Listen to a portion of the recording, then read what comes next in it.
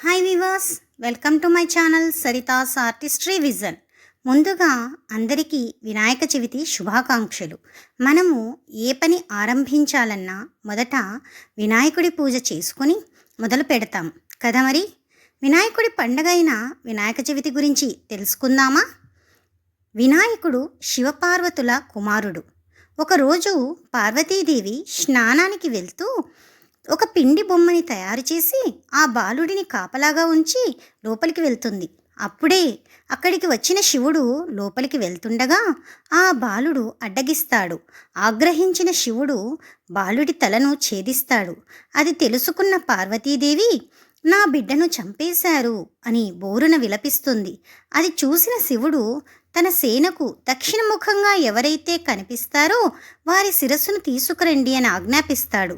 తన సేన బయలుదేరి అక్కడే దక్షిణముఖంగా నిద్రిస్తున్న గజేంద్రుని శిరస్సు తెచ్చి ఆ బాలుడికి పెడతారు.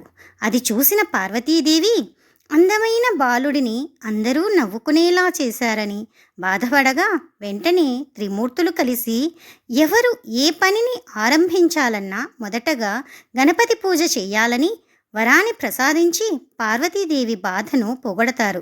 అప్పటి నుండి వినాయక చవితి మొదలయ్యింది. అందుకే ఆది పూజగా వినాయక పూజ చేస్తారు.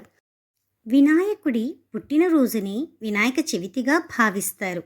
మనకి వినాయక చవితి భాద్రపద మాసంలో శుక్లపక్షంలో పౌర్ణమికి ముందు వచ్చే చవితి రోజు జరుపుకుంటాము.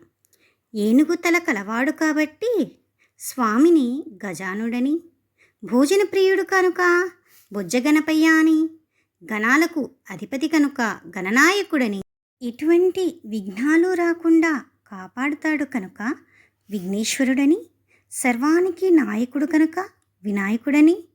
వ్యాసుడు వేగంగా మహాభారతం చెప్తూ ఉంటే వినాయకుడు రాస్తూ ఉండగా గంటము విరిగిపోయింది. వెంటనే తన దంతాన్ని విరిచి రాశాడు. వినాయకుడికి ఒకటే దంతం మిగిలి ఉంది. అందుకని ఏకదంతుడని, మూషికము వాహనంగా కలవాడు కనుక మూషిక వాహనుడని, బుద్ధిని విజ్ఞానాన్ని ప్రసాదిస్తాడు కనుక గణపతి అని, శివుని గణాలకు అధిపతి కనుక గణేశుడని వివిధ నామాలతో వినాయకుని పూజిస్తాము. ఇంకా అన్ని పూజలు పూలతో చేస్తారు, కానీ గణపతి పూజని రకరకాల పత్రాలతో పూజిస్తారు. స్వామికి ఇష్టమైన పత్రి గరిక, ఇంకా ఆవిరి మీద ఉడికించిన ఉండ్రాలు, కుడుములు నైవేద్యంగా సమర్పిస్తారు. ఈ పూజని 3 రోజులు కానీ 5 రోజులు కానీ 9 రోజులు కానీ చేస్తారు. అందుకే గణేష నవరాత్రులు అంటారు. పూజలో పుస్తకాలు కూడా పెట్టి పూజించడం ఒక ఆచారం. ఈ దేవుడి ముందు 5, 9, 11 లేదా 21 సార్లు గుంజీలు తీసి చెంపలు వేసుకొని తమ తప్పులు క్షమించమని అడుగుతారు. ఒకరోజు స్వామి కడుపు నిండా భుజించి భుక్తాయాసంతో నడవలేకపోతుంటే చంద్రుడు చూసి నవ్వడం వల్ల వినాయక చవితి రోజు చంద్రుణ్ణి చూడకూడదు అని శపిస్తాడు.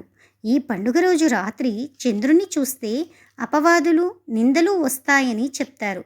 పూజ తర్వాత వినాయకుని కథ, శ్రీకృష్ణుని కథ చెప్పుకొని అక్షింతలు వేసుకుంటారు.